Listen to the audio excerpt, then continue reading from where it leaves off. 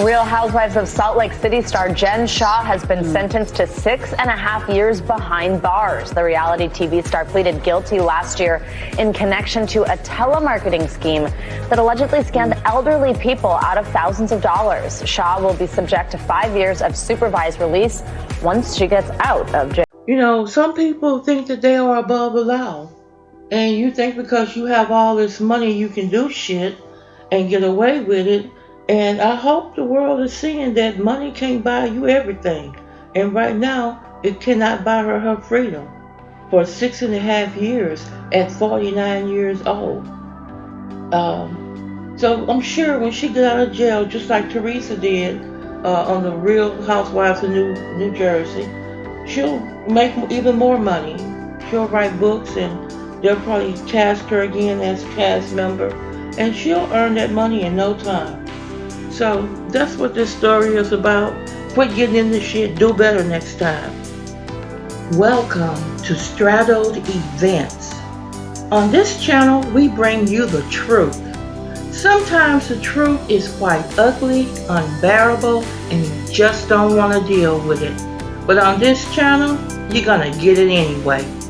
You are straddled the fence of good versus evil, right versus wrong. And on this channel, we're going to tell you to do better. Please like, dislike, subscribe, and share the videos. Now let's go. This story is about Jen Shah. Jen Shah is a cast member on the Real Housewives of Salt Lake City. She has a husband and 2 sons.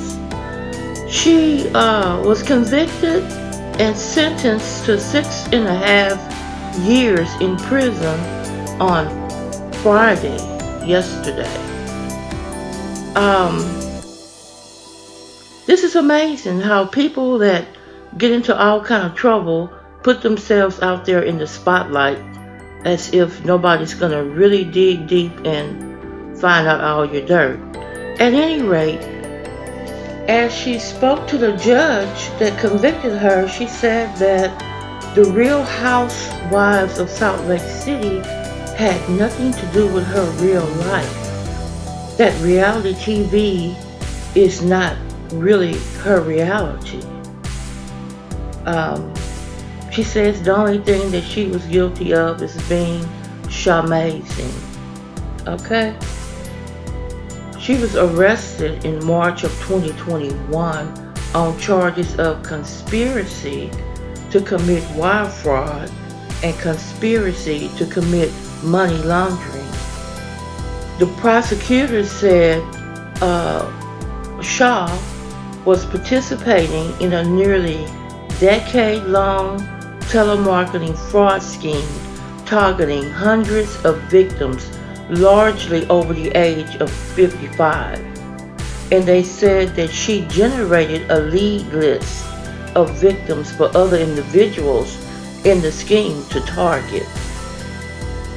She initially pled not guilty to the 2 charges in July, and she took a plea deal and pled guilty to wire fraud charge.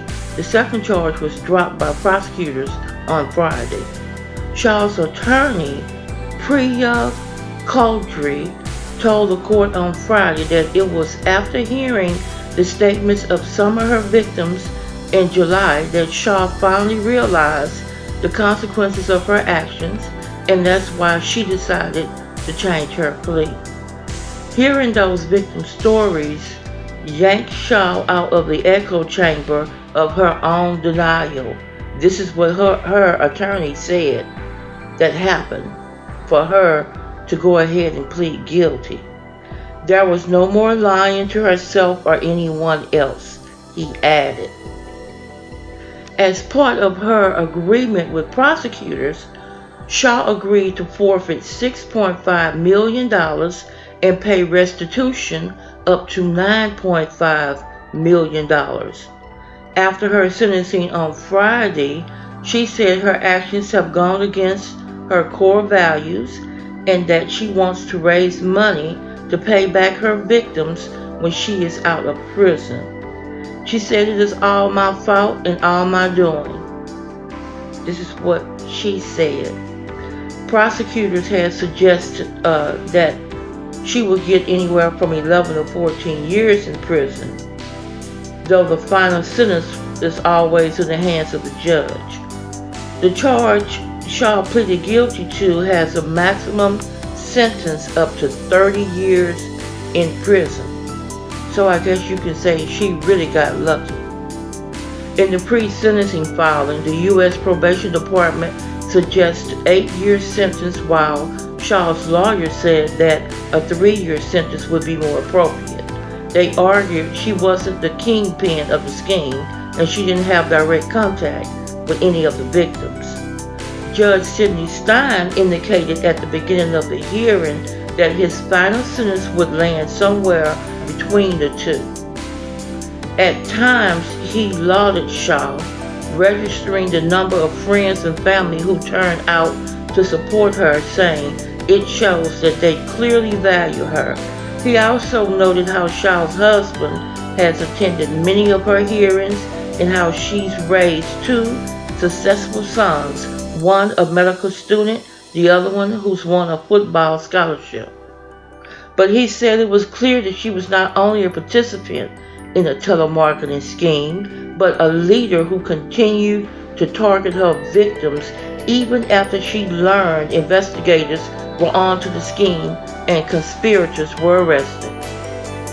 The judge also said one factor that impacted his decision to give her a lesser sentence than suggested by the government is that he believes she won't commit a crime again. So, Miss Jen Shah is on her way to jail. He says, if for no other reason, that she's so well known now.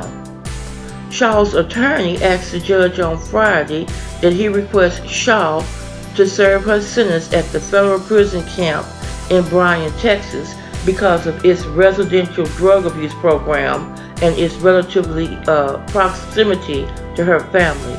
The judge said he never recommends specific facilities, but would request that Shah serve her sentence at a prison in Texas. She is set to start her sentencing on February the 17th. She had nothing to say as she left the courtroom on Friday and got into a waiting black SUV with her family. And this is terrible. Just 4 days before her sentencing, she posted pictures to Instagram stories showing her supporting husband, Sharif Shah, at the Rose Bowl, according to the E! News.